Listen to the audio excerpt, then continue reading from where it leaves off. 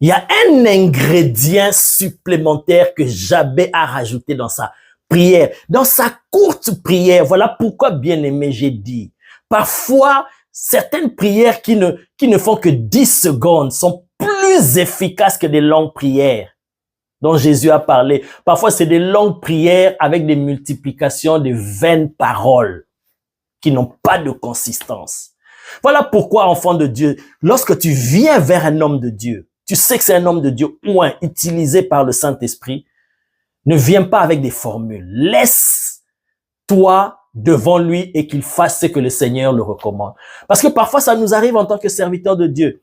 Quelqu'un qui vient là, il se dit, j'ai un gros problème et je vais aller chez l'homme de Dieu, il va prier pour moi. Il s'imagine déjà que, parce que mon problème est énorme, mais il va prier pour moi même 30 minutes, 1 heure. Mais tu viens là, l'homme de Dieu fait une prière de 10 secondes et tu te dis, ah, et c'est fini, l'homme de Dieu. Ça nous est déjà arrivé, ça m'est déjà arrivé. Après, tu vois quelqu'un qui te dit, ah, c'est tout. Donc lui, il se dit, par rapport à mon problème, une prière de 10 secondes, de 1 minute, et ça te dépasse et tu ne veux pas croire et tu passes à côté du miracle. Voilà pourquoi, bien-aimé, ne considère pas l'efficacité de la prière par la longueur, par la durée. Non, il y a prière et prière. My God, Jesus. Hey, hey, hey. Je vous parle des choses que j'expérimente. Je vous parle des choses que je vis et je vois comment ça marche. Ramandereboshata. Il y a un ingrédient, pour terminer, que Jabez a rajouté à sa courte prière. Vous voyez, une petite prière dans l'apparence, une courte prière, mais qui contient des éléments, des ingrédients puissants. C'est comme le grain de sénévé, une petite semence, une petite graine, mais qui contient des éléments puissants. Il suffit juste de mettre cela dans des conditions favorables et vous allez voir cette petite semence, cette petite graine-là, comment ça va devenir, ça va produire un grand arbre. My God. Alors, le petit ingrédient qu'il a rajouté, c'est quoi? C'est lorsque tu pries, tu fais la prière d'invocation, bien-aimé, associe un vœu. Associe un vœu. Parce que si tu lis la prière de Jabez, si tu lis la prière de Jabez avec les yeux charnels, tu ne verras pas la puissance de cette prière. Et je crois qu'aujourd'hui, là, tu es en train d'écouter cette prière, mais avec l'entendement du Saint-Esprit, et tu comprends qu'il a fait une courte prière, mais très, très puissante. Quand il dit, si tu me bénis, et que tu étendes mes limites, si ta main est avec moi, et si tu me préserves du malheur, en sorte que je ne sois pas dans la souffrance. On n'a pas fait la suite de sa prière, mais Dieu directement a répondu, parce qu'il sait ce qu'il a rajouté après. Bien-aimé, quand tu lis cela, comment il a formulé sa prière, tu sens qu'il voulait et il s'apprêtait à faire un vœu à l'Éternel. Oui. Et ce vœu-là était déjà dans son cœur et l'Éternel a entendu, l'Éternel a répondu direct.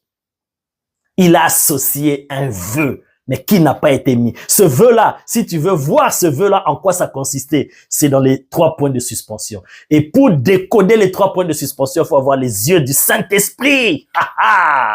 Jesus, thank you. C'est comme Anne. Anne a fait la même prière d'invocation avec un vœu. Mais pour elle, ça a été rapporté. Parce qu'elle avait longtemps prié pour avoir des enfants, ça ne marchait pas. Mais lorsqu'elle a fait la prière d'invocation et elle a associé un vœu, elle a dit à Dieu, si tu me donnes un fils, si tu me le donnes, je le consacrerai à toi, je te le donnerai. C'est un vœu. C'est un vœu qu'elle a fait à l'Éternel. Et l'Éternel aime les vœux. Elle a dit, si tu me donnes, moi je te donnerai. Et comme l'Éternel avait besoin d'un prophète, l'Éternel a dit, je t'exauce. Anne a fait un vœu à l'Éternel. Et l'Éternel lui a accordé Samuel, le grand prophète Samuel. Jacob, avant de partir chez Laban, et il a fait un vœu. Il a fait... Lisons cela, lisons cela. Oh my God. J'aime la parole de Dieu. J'aime la parole de Dieu. Oh Jesus, thank you. Thank you, Jesus. Hallelujah.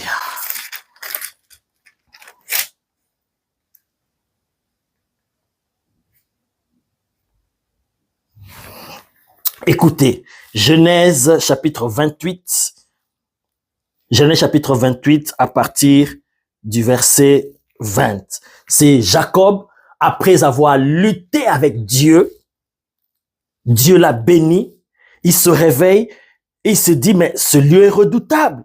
Bon, on commence à partir du verset 10, on commence à partir du verset 16. Ah non, ici c'est Jacob qui a eu un songe, voilà. Quand il a eu un songe, il a vu l'échelle.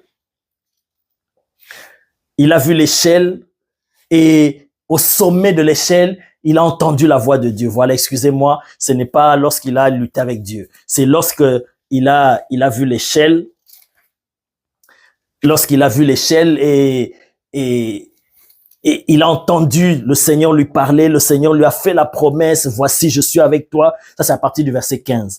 Et l'Éternel lui dit, voici je suis avec toi et je te garderai partout où tu iras et je te ramènerai dans ce pays car je ne t'abandonnerai point que je n'ai exécuté ce que je te dis. Jacob s'éveilla de son sommeil et il dit, certainement l'Éternel est en ce lieu et moi je ne le savais pas. Il eut peur et dit que ce lieu est redoutable. C'est ici la maison de Dieu, c'est ici la porte des cieux. Et Jacob se leva de bon matin, il prit la pierre dont il avait fait son chevet, il la dressa pour monument et il versa de l'huile sur son sommet. Il donna à ce lieu le nom de Bethel, mais la ville s'appelait auparavant Luz. Verset 20. Jacob fit un vœu en disant, Jacob fit un vœu en disant, si Dieu est avec moi et me garde pendant ce voyage que je fais, s'il me donne du pain à manger et des habits pour me vêtir, et si je retourne en paix à la maison de mon père, alors l'Éternel sera mon Dieu. Cette pierre que j'ai dressée pour monument sera la maison de Dieu et je te donnerai la dîme de tout ce que tu me donneras. Vous voyez que c'est la même formulation avec la prière de Jabez. Si l'Éternel tu fais ça, si tu me fais ça, si tu me fais ça, voici ce que je ferai. On voit ça avec Jacob. On a vu ça avec Anne et c'est la même formulation que Jabez a faite. Mais lui, maintenant, la différence avec les deux, il n'a pas terminé sa phrase. On n'a pas entendu le vœu qu'il voulait faire à l'Éternel. Mais l'Éternel a entendu parce que il invoqua Dieu. Et Dieu qui entend le plus profond, ce qui est au plus profond du cœur de l'homme, a entendu et l'a exaucé. Vous voyez? Quand tu lis avec les yeux de l'esprit, tu comprends que Jabez avait fait un vœu à l'Éternel, que seul l'Éternel a entendu, que nous on n'a pas entendu, mais que Dieu a codé par ces 3 points de suspension, mais que tu peux voir et entendre au travers du Saint-Esprit, parce que le Saint-Esprit sonde tout. Associe ta prière d'invocation avec un vœu. Quand tu cries à l'Éternel, fais comme Anne, fais comme Jacob, fais comme Jabez, fais un vœu. Les vœux sont puissants. Aujourd'hui, je ne parle pas des vœux, mais nous tirons juste les leçons concernant la prière de Jabez pour comprendre en quoi c'était efficace, quels sont les ingrédients, les éléments qui ont rendu cette prière efficaces et qui ont fait que cette prière soit restée gravée pour l'éternité. Alors que dans le livre de Chroniques, là, dès le début, on ne parle que des noms de généalogie. Mais pourquoi devait-on s'arrêter pour parler d'un homme? Parce qu'un homme a prié. Et sa prière a secoué le trône de Dieu. Alléluia. Très souvent, quand je prie pour les gens, très souvent, quand je suis en entretien avec les gens, ils me parlent, ils ont besoin de prière. Ok, je me mets à parler avec eux, à donner des conseils, des directives selon l'Esprit de Dieu et à prier pour eux. Et il m'est arrivé, pas tout le temps, parce que le Seigneur, il fait les choses à sa manière, nous sommes conduits par l'Esprit. Et il m'est arrivé plusieurs fois, je me rappelle, de dire aux gens, ok, je vais prier pour toi par rapport à cette situation, par rapport à ta demande, mais fais un vœu à l'Éternel dans ton cœur. Ne me dis même pas, moi je n'ai pas besoin d'entendre ce vœu-là. Mais toi-même, pendant que je parle là, avant que je ne prie pour toi, fais déjà un vœu à l'Éternel dans ton cœur. Et moi je vais prier pour toi et tu verras la main de Dieu. Quand je le dis, c'est sous recommandation du Saint-Esprit. Je ne le fais pas de moi-même, mais quand le Saint-Esprit me recommande, je dis à la personne cela, et la personne le fait, et la personne voit la main de Dieu plus tard. Il vient témoigner après. Alléluia. Pourquoi? Parce que le vœu, c'est aussi une clé qui déclenche des puissants miracles.